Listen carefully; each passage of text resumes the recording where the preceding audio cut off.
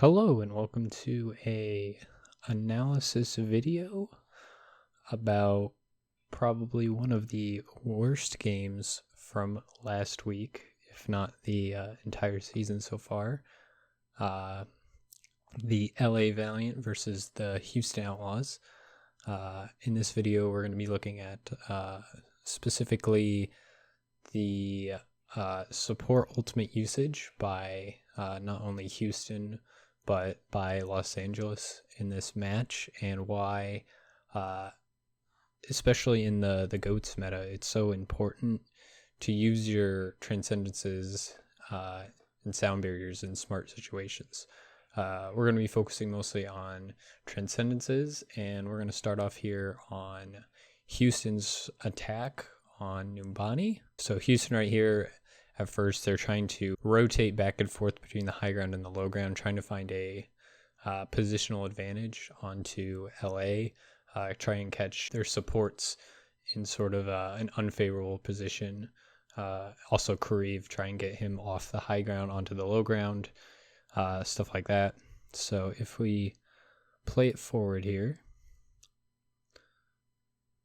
they're gonna fake top and then go bottom, and then they're gonna go streets. Now, during this whole rotation time, this is their second attack as well, keep in mind. So Ruckus has built up his transcendence, and Izzyaki also has his.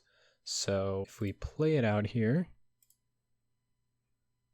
we're going to see the rally get used from agilities, and what Houston's going to do in response is, you can probably already see it, Ruckus here has popped his transcendence to answer the rally from Los Angeles. Now, this move here is very questionable, and if we play it out even a little bit more, we see Izzyaki has also answered their trance with their own trance. So the risk of using your transcendence aggressively here, you've basically said you're hoping you can get a pick on either the Reinhardt or especially the Zarya, because you know that being aggressive, the Zarya, if they can build up grav after you use trance, you're going to get graved and you're just all going to die because you don't have transcendence to live through it anymore. So what you're saying by doing this is like, oh, I trust that we can get a pick. Now, LA's answer to this, which is a terrible, even worse answer to this, is to pop their own transcendence. So basically no one's dying here. And what's ended up going to be happening is, who's going to get grabbed first? Is Spree going to get grabbed first, or is Kareev going to get grabbed first? So we play this out. No one dies through the trance. And then Spree's going to end up with grab before Kareev. They grab, they bomb, Fate smartly shatters. Good counter shatter from him. But it's not going to end up mattering. Kuki dies. And they're going to be able to start cleaning up here because all the rest of the LA Valiant are low from not having a transcendence for the grav. The rest of this fight plays out. Kareev's going to end up throwing his grav into it, but it's not going to matter. Everyone's going to die. Okay, so we're going into the next fight. I was a little mistaken. They only ended up picking up 2 ticks because only 2 Outlaws players were remaining after the fight was over, and the respawns came in quicker from the Valiant. But anyway, so now coming on to Houston's next attack here. During that brawl in between, Ruckus has built up another transcendence, and so is Izzyaki. So once again, both transcendences are on the table. Neither Lucio has a sound barrier, so once again, we're not going to be looking at that. So this time Houston's going up top instead of down below.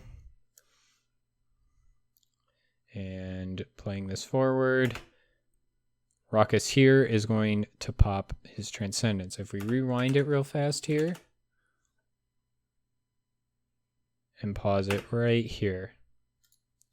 So they just kind of run forward, press W, and they don't really do any of the trading back and forth that you see other teams do. A lot of times you'll see just the Reinhardt go forward, get bubbled, take a swing, and then the entire team will back up, and then you kind of play this footsie game. This could be because they only have 40 seconds, so they're feeling a little rushed. But also these two teams aren't that great, so that is probably more what this is. So they're kind of just all pushing forward here, not really caring about like sort of the footsie game in GOATs. And then if we play it just a little bit, Jake, for some unknown reason, and this is what irks me so much, a lot of people say he's been doing really, really well in Brigida, but he just really hasn't. He is often just playing like way far more forward than you really can afford as Brig. Because you think with 250 health, oh, you're pretty tanky, you can take a bit, especially with the 50 armor. But if you're playing aggressive on Brigida, you're just going to get focused out and die, and then you don't have that bash or that inspire healing, which actually contributes a lot to the healing of GOATs. Zen can only heal one target, and Lucio's aura only does so much, and a lot of times you want to be on speed. So Brigida's healing is very important to the GOATs comp. So you don't want to get caught out like this. So Jake, for some reason, the rest of the team's like, oh, we used our bubbles, let's back up. But Jake, for some reason, thinks, oh, I can get a half HP Zarya? Like, that's the only thing I can think he's doing. Like, what else is he thinking? So this is the dumbest thing. And then, so Jake gets super low. And the only thing I can assume Raucus is doing here is just trancing to save his life. Because you see he flies forward to try and save Jake. And then simultaneously, for some reason, like, there's no way this is a reactive trance from Izayaki here. What is he thinking? Like, his team wasn't necessarily low. Kariv was half. Agilities was a little low. But Fate was fine. Like, I have no idea what Izayaki was thinking on this Transcendence. Because, you know, Spree, during this fight is going to be long. You know it going in. GOATs fights are long. They're probably going to build up another graph. Hang on to your Transcendence. So both teams trance, and then both Reinhardt shatter, which is actually good. So the shatter here is actually super, super, like, the right idea. Because when the trance comes out, you know the other team is going to get aggressive. You know that's what's going to happen. So as the defensive Reinhardt, when the enemy team is trancing into you, you should have an opportunity to shatter, because most likely the Reinhardt's W mouse one, I'm coming for you, I'm going to swing and beat up your whole team when he has the invincibility of the trance. So shatter is actually a really good option to counter it, and so the other team can't get a lot of value out of their trance. So both Reinhardts shatter here very wisely. Both teams have a bunch of people get knocked down. It's kind of funny to look at. Anyway, so the fight keeps going. They chase agilities because he gets low. And then I think this is just, it ends up being Spree gets another grab, if I remember right. Oh yeah, Kuki gets caught off, and then the Valiant just start to fall, and they don't even have to use Grav.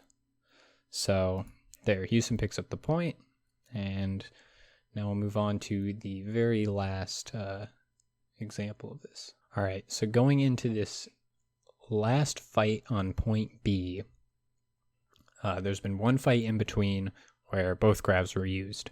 Once again, we have a trans up for Raucus, and Boink has his sound barrier, and then Izayaki and Kuki both have their ults again, along with Shatter from Fate and a self-destruct from Cool Matt, of course. So what we're going to see here is they're going to, Houston, that is going to engage with a self-destruct, which isn't necessarily a bad idea, but when you're communicating with your team, you talk about what ultimates you want to use and what percentages every player's at, and I question the use of the self-destruct here, because Spree is at 62%. If Spree wasn't at 62, if he was at like maybe had literally just used Gravd and was still at like 10, then maybe it's okay, but Spree has been building up Gravs very fast in this match. So holding on to self-destruct when Spree's at 62 would be the better play in my book. But Coolmat here is going to throw out self-destruct. There it is, and at the same time, they're going to play forward with Boink's beat. So once again, the answer from Fate is to immediately shatter, because once again, you know they're going to get aggressive. They're going to play aggressive. So Fate shatters instantly here, and I think he only gets Muma. That is fine. He gets the Ryan aggression away, but still in a good spot for Outlaws. Now LA answers with their own sound barrier. Answering sound barrier aggression with sound barrier aggression, I think, is a bit better, especially since the only reason you're going to be using sound barrier most of the time is for the bomb in the Grav. So if Houston's throwing bomb here, like, Kuki might as well just throw down his beat. So there's nothing wrong with that. Now the bomb gets nothing. Boink goes for a boop, doesn't get it. He was a little late on it, but look at this. So in the time the self-destruct was out, we have Spree at 90% to a Grav. If you would have waited just a few more seconds, you would have had Grav bomb combo, and maybe it would have gotten something. The beat would have been there for LA, but still, sort of questionable still in my opinion. And as this fight plays out, we get the Grav, and then Izyaki's going to pop Trance, but the self-destruct was already used from the Outlaws. So if we play out the clip here, just no follow-up at all. So they can't do any damage because there's no self-destruct. So Houston just kind of stands there and nothing ends up happening. So you wasted your Grav. And then the fight goes on. And then once again, we just have Raucus throwing out his Transcendence. Now, on the upside of this, we have Creeves only at 76. So he doesn't have it, and they saw that Fate was low. I think if we rewind this here, Fate got to like 75%, but they saw an opportunity that they could capitalize on, and then they tranced. So in this situation, they end up getting Fate. So their trance paid off in this situation. Houston got what they needed from the Transcendence. They got a pick. But at the same time, this is a very different situation than the others, because LA can't just like walk away and kite the Transcendence like you see from other top tier teams like New York. A team like that, and we'll look at a clip from them in a second, they just stand back or do some other countermeasure to the Transcendence, and it's basically null and void if you use an aggressive trance against them. Now in this situation, things are a little bit different. LA has to be on the payload. Someone has to stand on the payload or they're getting the checkpoint. So in this situation, an aggressive trance makes sense, but it's still a very huge risk, because Kareev here could, and I think he still does, charge up a Grav. So Kareev has Grav. They don't have their Rhine, but that's the only person they don't have. So if Kareev pops Grav right now, LA has a decent chance of still winning this fight. And if we play it out, I'm not quite sure. Yeah, Muma ends up hitting a really nice Earth Shatter, so Kareev can't Grav, and they just get the point. So in the end of it, their big risk pays off. But that's what it is. It's a big risk. And I don't know if it's the wisest decision to use your trance in that way. All right, so for this last example, we're going to take a look at how New York approaches an aggressive trance, this time from the San Francisco Shock, and how it differs from what the Los Angeles Valiant were doing, which was popping their own transcendence in response. So in this fight, we have Violet with his transcendence, and then Anemo and Jonak both have their support ultimates as well.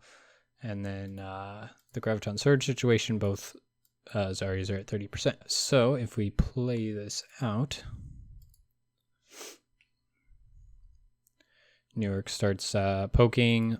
Everyone gets low on New York, so Anemo pops his sound barrier to sort of save the members. In this situation, it's pretty good because San Francisco doesn't have their own sound barrier, and they know Sinatra and Choyobin don't have their Graph Bomb combo, so popping this ultimate is a good decision because they can really abuse the fact that they have the ult advantage and try and get a pick on San Francisco. So if we continue to play this out, everyone gets saved. San Francisco decides they're just going to back up, which is very wise from them. Just wait out the sound barrier. It only lasts for, I don't know, I think it's like 5 seconds. So they have control of the point. Just back up, give some ground. It's fine.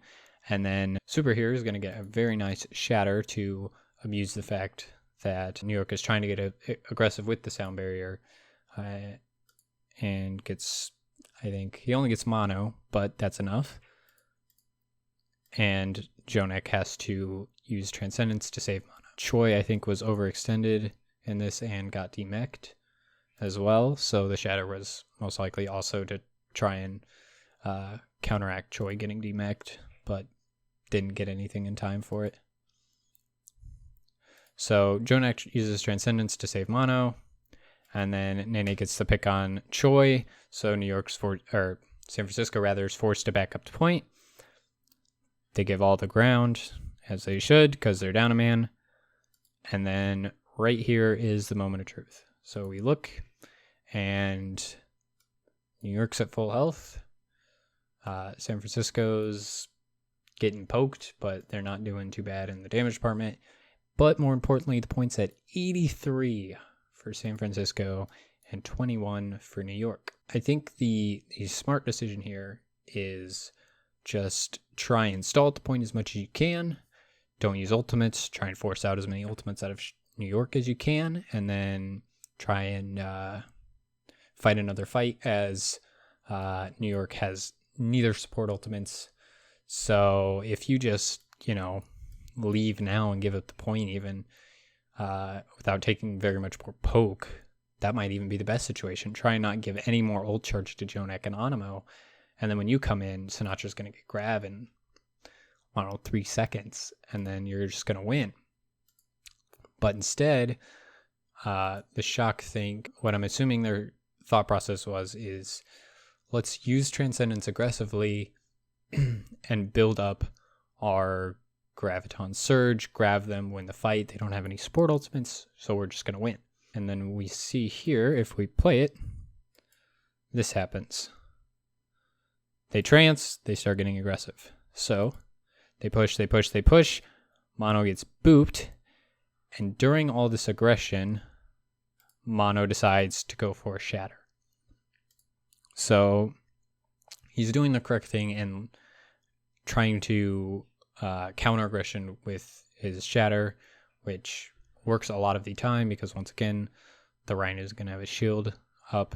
And in this situation, Super ended up getting bashed by Libero anyway, so he couldn't really block. The shatter only ends up catching Sinatra, but that's still a very huge knockdown, as Sinatra won't be able to get his grab as quickly while he's knocked down. He's stuck at 87 here. And then after that, what does New York do? They all just kite backwards. So you see San Fran just used their entire Transcendence. Not a single New York player died. That Transcendence did absolutely nothing. Sinatra's not at grab yet. and Nene is almost even. This is how you counter an aggressive trance from a team, and it really shows you why it's not really that great of an option and how risky of an option it can be. Because if we play this out, New York, with their really good positioning, just ends up overwhelming Super and then proceeding to go on to win the fight thanks to the help from their extra support ult in the form of Rally. Hopefully this gives some insight onto why teams that use aggressive trance are in one term or another trash. And hopefully you learned something about the GOATS meta, as I did by watching all these VODs. Anyway, thank you for watching, and I'll hopefully see you next time.